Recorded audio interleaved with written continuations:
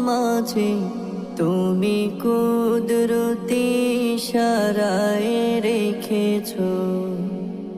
এই শ্যামল পৃথিবীর চিত্রখানি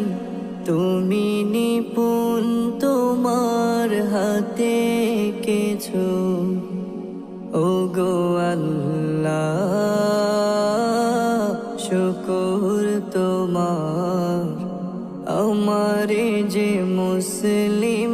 করেছো ওগো আল্লাহ শুকর তোমার আমারে যে মুসলিম করেছো